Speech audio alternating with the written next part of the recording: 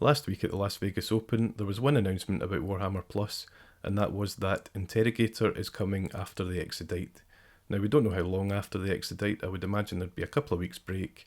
We'd get the Exodite, hopefully for 10 episodes, and then another couple of weeks, and then we would get Interrogator. I can't be sure, of course, because the gaps are getting longer and longer between animations, but I think that's what will happen. Interrogator was first announced on the 2nd of July 2020, and it's been created by a collaboration between Warhammer Storyforge and Sun and Moon Studios, which is a UK-based studio. From looking on their website, they seem very experienced. They've got a vast array of styles in their body of work, so I think we'll be in safe hands. Yes, there's a lot of kids stuff on there, there's a lot of childish stuff, but that's them just fulfilling a brief. As long as Games Workshop has asked for the right things, then I think this studio will be able to deliver. Now let's see what Games Workshop did ask for, and that is a noir-style detective drama set in the grim and dirty underbelly of the 41st millennium. We've heard that before. You could basically just copy and paste that line into anything Warhammer 40k though. It's about an unnamed interrogator who's struggling to survive after his master was killed. First of all, what is an interrogator? Well, they're basically an apprentice inquisitor. They'll hang about with the inquisitor, they'll learn from them, and eventually, hopefully, they'll get their inquisitorial rosette. More likely, they will die a horrible death in the universe of the 41st millennium. The ones that do make it will become full inquisitors, and they'll build up their own retinue, break away from the inquisitor, and go off and do their own missions. So it's kind of like Jedi. I think the best bit about choosing the Inquisition as the basis for the story is that it's so rich with character and there's basically infinite storylines. Inquisitors can go anywhere and do just about anything. If they need to get a mission done, they can requisition entire Imperial fleets, chapters of Space Marines, or they could commandeer a little girl's bike. If it gets the mission done, they will do what's necessary. If they need to blow up an entire planet, then just like that, they'll do it. Character progression could be a massive thing in this as well, because obviously this person's an interrogator at the moment, but they could become an inquisitor eventually, and they can move up through the ranks of the Inquisition like that. So, like I say, infinite potential. Probably even a wee bit more potential than Eisenhorn, because with Eisenhorn he's a known character. We kind of know what his progression has been up until this point, but with this new character, we don't know anything about them, and they can write their own stories really. We've been promised that this is going to be really brutal, so definitely adult only. It might actually be a good idea to hide these animations behind a pin in the Warhammer TV app, so that younger people aren't exposed to all the gory stuff, but they can still enjoy the hobby side of it. I'm excited for Interrogator. I'm just not entirely sold on the art style, because, it's black and white. It might get really boring after a while. A lot of people like it, but I just don't know about it. I think a fully rendered 3D city, kind of Final Fantasy-ish, Blade Runner-ish, might have been really, really cool. Like neon lights, dirty streets. I think that would have been amazing. But we're obviously not going to get that, so we just have to wait and see if the story and the visuals can carry this off. Like I say, I've got reservations, but my hopes are high. Yet again, it's a week without an animation, so I think that's 3 now. That might be the longest stretch we've gone.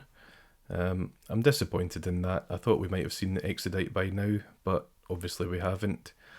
I think these gaps, they're going to stretch them as long as they can, just to stretch the content out for the first year of Warhammer Plus.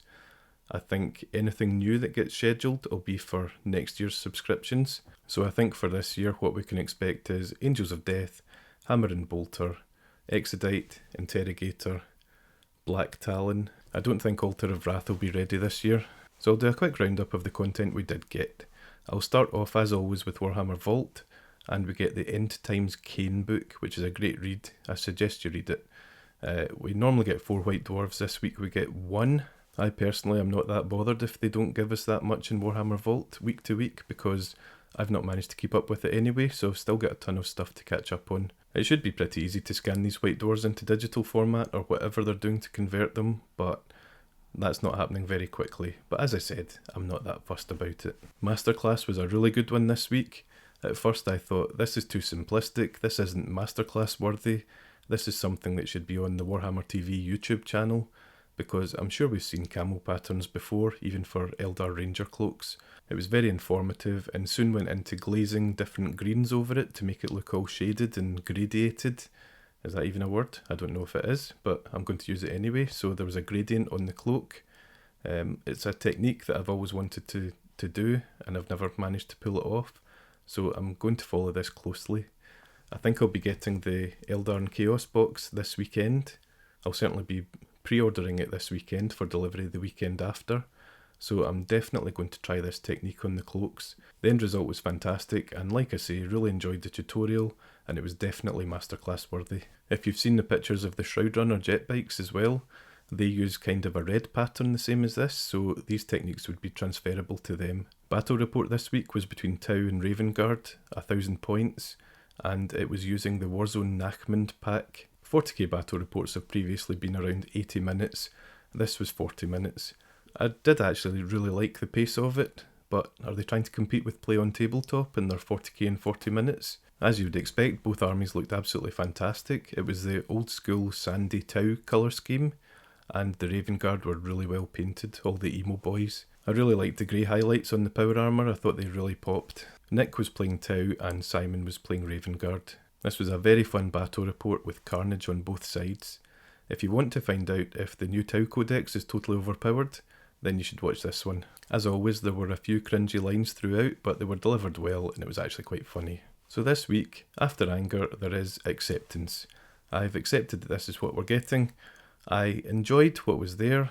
It was still less than an hour, but I've got hope for the future that we'll see at least 2 good animations before the year's out. So we'll see Exodite and Interrogator. I'm probably looking forward to Interrogator a little more than Exodite, because I like the Inquisition better than the Tau. But we'll have to wait and see, of course, because I don't really know the content of either. I'm really hoping we get an animation next week, otherwise it'll be the longest we've gone, I think, without one. So let me know down below what you thought of Warhammer Plus this week. Are you excited for Interrogator? Did you enjoy the masterclass? Did Battle Report tickle your pickle? I'd really like to hear from you. Once again, thanks for watching, happy hobbying, and I'll see you in the next one. Cheers.